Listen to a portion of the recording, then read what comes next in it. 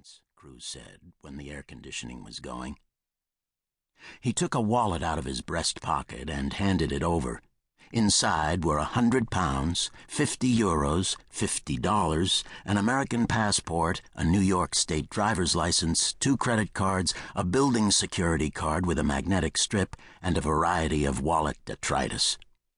The whole lot, except for the passport and currency, had been taken from the home of the real John Lamb by his building superintendent, who was a crook.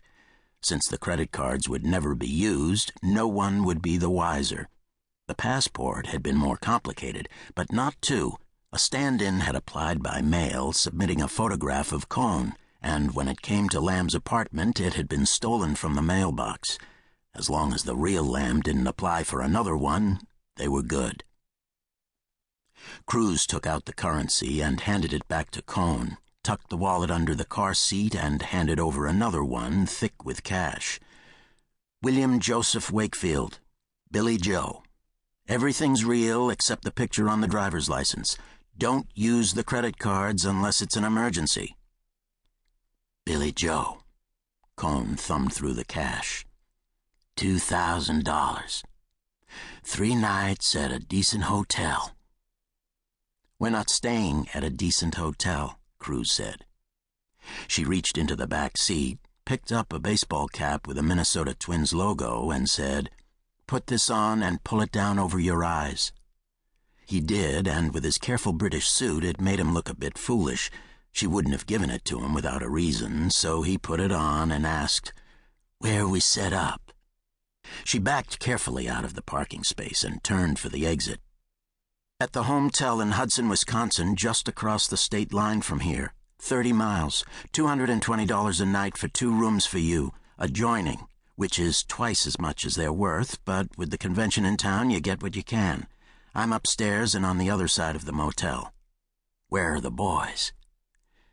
"Jesse's across the street at the Windmill. Tate is at the Cross Motel. Jack is at a mom-and-pop called Wakefield Inn, all in Hudson, all within easy walking distance from the hometel."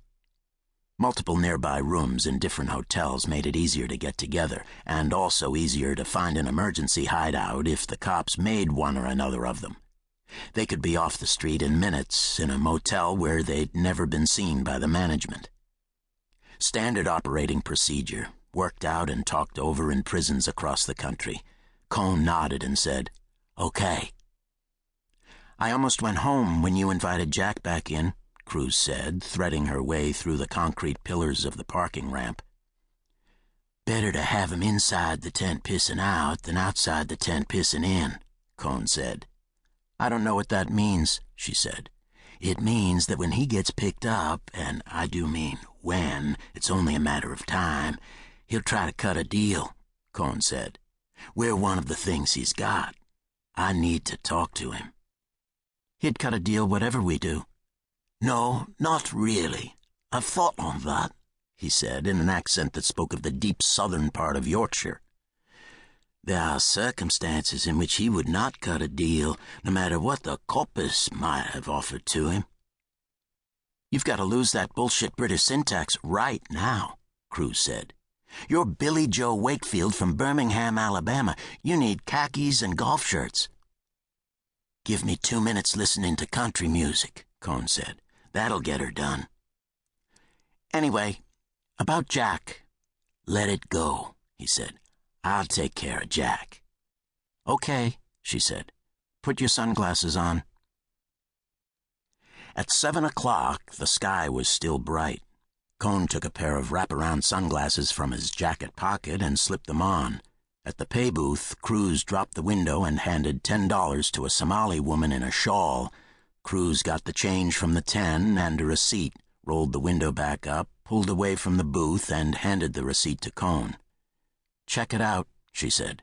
He looked at the receipt, said, "Huh, the tag number's on it." "There's a scanning camera at the entrance," Cruz said. "I'm wondering if it might digitize faces at the same time that it picks up the license plates, hook them together, then run them through a facial recognition program." "Would that be a problem?" "Not as long as somebody doesn't put your face in the car with your face in the FBI files," she said. "That's not a question with me, of course."